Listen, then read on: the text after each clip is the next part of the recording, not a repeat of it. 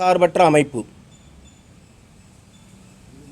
எந்த ஒரு கூட்டத்திலும் பிற்படுத்தப்பட்டோர் என்ற ஒரே குரலாக இந்த சமுதாயம் அந்த சமுதாயம் என்று இல்லாமல் 143 சமுதாயத்தின் ஒரே குரலாகத்தான் இந்த அமைப்பு ஒழிக்கும். எந்த முடிவுகளும் அது கலெக்டிவ் டிசிஷனாக அனைவரும் சேர்ந்தெடுக்கும் முடிவாக இருக்கும். யாரும் எந்த காரணத்திற்காகவும் தனிப்பட்ட அரசியல் தலைவர்களை சந்திக்க மாட்டார்கள். எந்த விதமான ஒரு சிறு கருத்து வேற்றுமைக்கு கூட இடமில்லாமல் one vision one goal one mission என்று கூறுவது போல் இந்த சமுதாயத்தின் உரிமைகளை பாதுகாக்க வேண்டும் என்ற ஒரே குறிக்கோளுடன் அனைவரும் இணைந்து செயல்படுவோம். இதுதான் எங்களுடைய நிலைப்பாடு. நன்றி, வணக்கம். காலம் பதில் சொல்லும், நிச்சயமாக இல்லை. உங்களுக்கு தெரியும், எலெக்ஷன் டைம்னா தான் ஒரு அட்லீஸ்ட் அவங்க எலெக்ஷன் மேனிஃபெஸ்டோலையாவது அவங்க ஒரு அஷ்யூரன்ஸ் கொடுத்தா தான் தேர் இஸ் சம் கேரண்டி.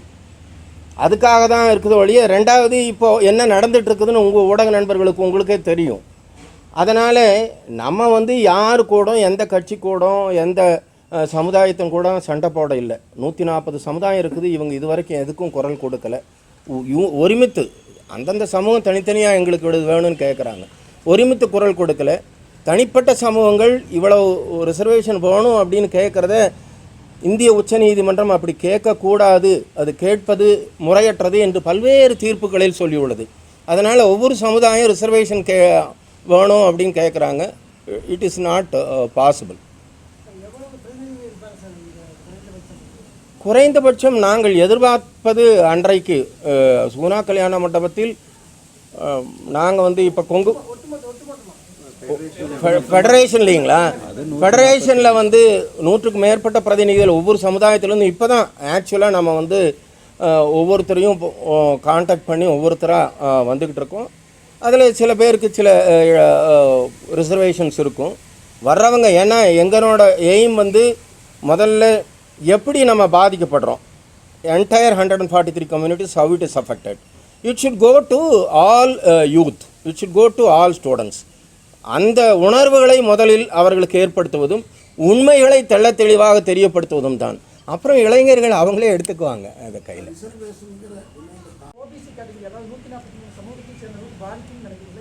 101% பாதிக்குங்க. ஏன்னா அதனோட முதல் கண்டிஷனே என்னென்னா, such of those who do not come under any quota economically weaker செக்ஷனில் பெனிஃபிட் ஆவாங்க. ஸோ ஆட்டோமேட்டிக்காக நீங்கள் பார்த்தீங்கன்னா இதுலேயும் மறுபடியும் இப்போ நீங்கள் கேள்வி கேட்டதுனால நான் எக்ஸ்ப்ளனேஷன் கொடுக்குறேன். திருப்பி அதாவது வருமான உச்ச வரம்பு, அதே இது 4.5% ஜெயின்ஸ் இருக்கிறாங்க, பேர்ஷீஸ் இருக்கிறாங்க, இந்தியாவிலேயே பெரிய வசதியான கம்யூனிட்டி, அவங்களுக்கு கூட அந்த வருமான வரம்பு கிடையாது. செலக்டிவ்லி பிசிக்கு மட்டும் வருமானம். ஒரு மார்க் அவங்க 141 மார்க்கில் ஒரு போஸ்ட் வாங்கினா இவர் 140 மார்க் வாங்கினா ரீதியாக உங்கள் கேள்வியில் மன்னிக்கணும், சிறு குறை இருக்குது. அரசியல் ரீதியாக பிற்படுத்தப்பட்ட சமூகம் அப்படின்னு எந்த சமூகத்தை சொல்கிறீங்க? எல்லாருக்கும் ஏற்படும் பாதிப்புகள் நியாயமான பாதிப்புகள். அதுக்கு இன்றைக்கி எங்களுக்கு ப்ரொடெக்ஷன் ஆக்டெல்லாம் கிடையாதுங்க. Blessings of God, if it happens, okay, otherwise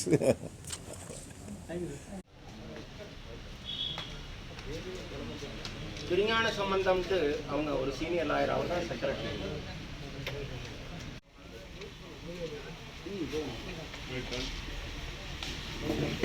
okay, மாறாது, அதில் எந்த சந்தேகம் இல்லை. இந்த அமைப்பின் குறிப்பாக தலைவராக இருக்கிறவங்களோ மற்ற முன்னேறி அருணாச்சலம் சாரோ வெள்ளியங்கிரி சாரோ ஜனகராஜோ நாங்கள் எந்த எலெக்ஷன்லேயோ மற்ற இதுலேயோ போய் எந்த பிரச்சாரமோ எந்த எம்எல்ஏக்கோ எம்பிக்கோ நிச்சயமாக இருக்க மாட்டோம். எந்த அரசியல் இந்த அமைப்பு 100க்கு 100 சமூக நீதியை முன்னெடுத்து சென்ற முதல் மாநிலம். இந்த சமூக நீதி கடந்த சுமார் 30 ஆண்டுகளாக இதன் சமநிலை சற்றே பாதிக்கப்பட்டு பிற்படுத்தப்பட்ட சமுதாயத்தினர் அவர்களுக்குரிய நியாயமான உரிமைகளை சிறிதாக இழந்து வருவதால் அந்த ஒட்டுமொத்த சமுதாயத்தின் ஒரே குரலாக இதுவரை எந்த அமைப்பும் உரத்த குரல் எழுப்பவில்லை என்ற காரணத்தின் காரணமாக இதற்கு நிச்சயம் ஒரு அமைப்பு வேண்டும். அவ்வாறு இல்லை என்றால் இளைஞர்களும் மாணவர்களும் அவர்களுக்கு உரிய உரிமைகளை இழந்து அவர்களுடைய எதிர்காலமே ஒரு கேள்விக்குறியாகிவிடும் என்று நாங்கள் அஞ்சியதன் காரணமாக இந்திய பார் கவுன்சில் உறுப்பினர் உட்பட பல்வேறு சமூகத்தினர் ஒன்றிணைந்து இந்த குறுகிய காலத்தில் பிற்படுத்தப்பட்ட சமுதாயத்தினர் உரிமைக்கான கூட்டமைப்பு என்ற ஒன்றை ஏற்படுத்தி அதை சட்டப்பூர்வமாக பதிவு செய்துள்ளோம்.